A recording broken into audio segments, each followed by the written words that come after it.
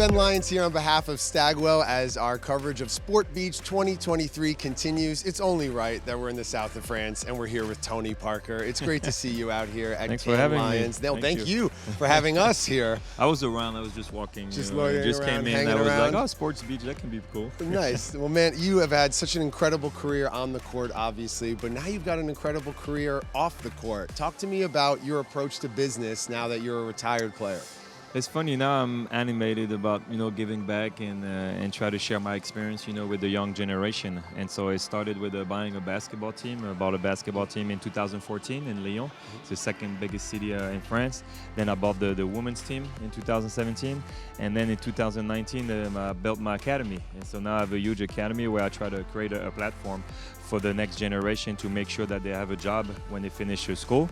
And of course, at first they want to try to be basketball players or e-sport or tennis, all the sports that we have in my academy. But 95% of them, I know they're not going to make it, so I want to take care of them too, and make sure that when they get out, they have a job.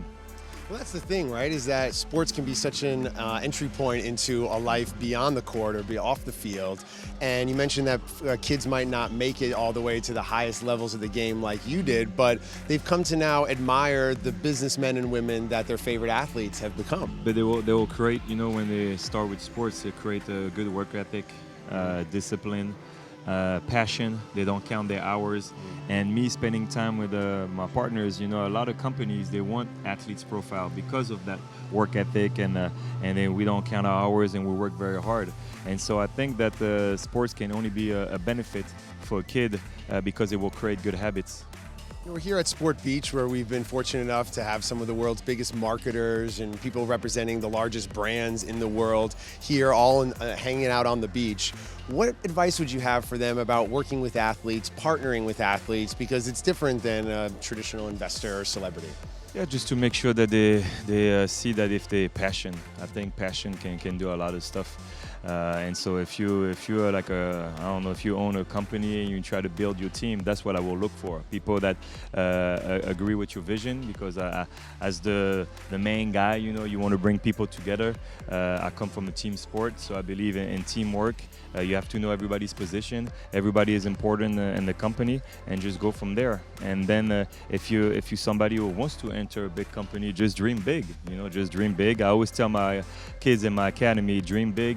And if you tell your dream to somebody and he's not laughing at you, that means you don't dream big enough. So that'd be my advice. What are some of your big dreams these days? These days, yeah. Because I was going to say when I was a kid, I wanted to become the first European guard, to make it in the NBA.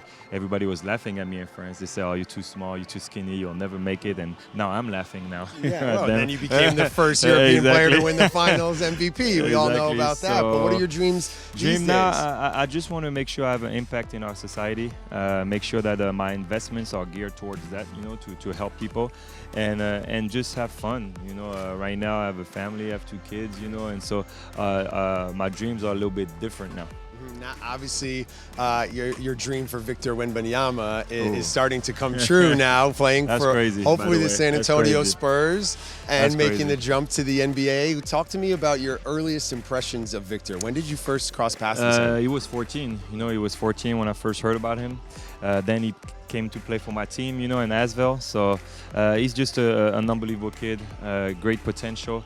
Got the whole family came to my academy, the sister, the brother, so pretty close to that family. And he just, what I like the most is his mental approach, because he had pressure from like early age, and it never fazed him. He knew where he wanted to go, and it's funny because 2-3 weeks before the lottery, he was like hoping that he wanted to play in San Antonio, and I'm like, no, that'd be crazy if he plays with San Antonio. I'd be like that with all the French history that we have with the Spurs, and man, it happened. So it was crazy. Spurs were going crazy, and let's see on the 23rd what Coach Pop is going to do, but I'm pretty sure he's going to draft Victor. I have a good idea that he'll be ending up in San Antonio. But you mentioned all the French influence, not not only in San Antonio, but now just for the game worldwide. And I love seeing the footage of you and Boris and Roni on the boat being like, hey, we did it, you know? And what's it like to share the experience with those guys and now seeing your influence play out on the next generation? We can be nostalgic now. We can reflect now, because when you're in the middle of your career, everything goes fast. You don't really have time to sit down and just enjoy.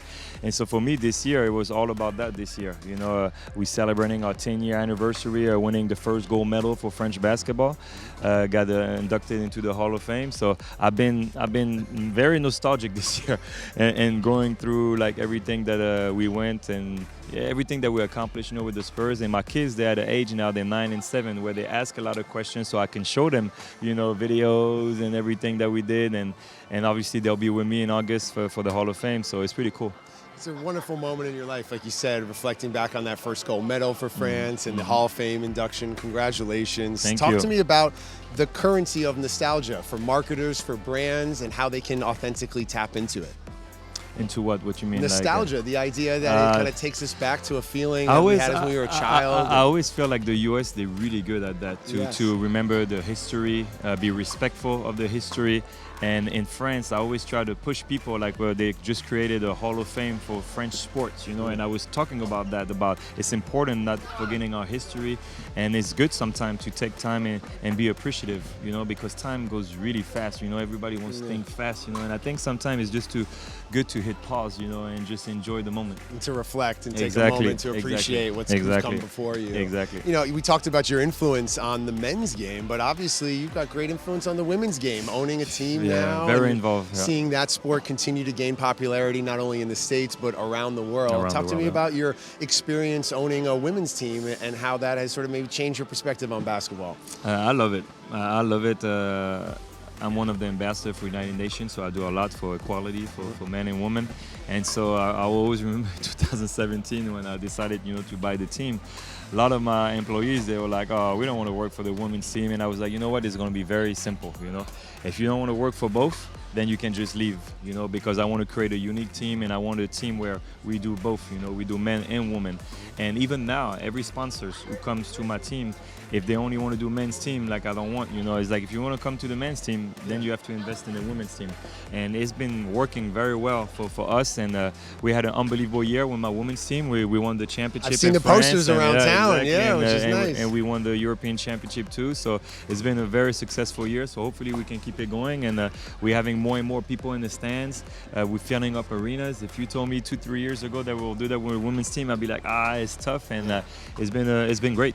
You know, it's been great watching you play throughout your career, even though I am a Knicks fan and killed the Knicks for years in the Garden. But when you think back to your career, so many individual accomplishments, obviously team accomplishments, something that you're maybe most proud of, that you thought was maybe the most challenging thing that you had to overcome that audiences might be surprised to hear about.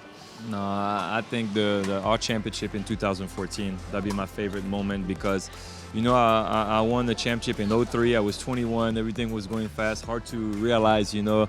Then in 05, Game 7, it was unbelievable. 07 was pretty special for me personally because I won the MVP. But if I had to choose one moment, it'd be 2014, because the way we lost in 2013, being up 3-2, being up 5 with 28 seconds and losing that game, it showed a lot of character, you know, from us, that we didn't want to finish our NBA careers like that. We didn't want the last thing people remember is 2013 and our loss. And so 2014 was a special year for us. The way we came back, the way we played in the finals. It's not me saying it, but the media, you know, the beautiful game and the way we were passing the ball in one of the best finals in the history. That was very special to me, because when you're 32 and you know you're close to the end, man, that finals, you know, when we won, I was very, very nostalgic, and I was like reflecting on everything, and it's pretty special to win the last championship towards the end of your career. It's pretty cool. We've talked about some of your investments around the game of basketball, but I know you're very active in the film space as well. One of my favorite movies you've done, a film called Uncorked. I hope everybody checks it out. Had to do a wine movie. Yeah, had to do a wine movie. The French guy, exactly. But how do you approach the film business as an executive producer? Because I know you have a lot of credits. Yes, same as basketball. I try to do stuff where I'm passionate. You know, I try to do projects that that talks to me, that I can see our same values, you know. And so on Cork was pretty easy, you know, because I'm involved in the wine business, you know. I own my own wine. Yeah. Actually, it's not too far from here, 45 minutes from here, called La Mascaronne. It's a wine from Provence, and you know how rosé is exploding right now.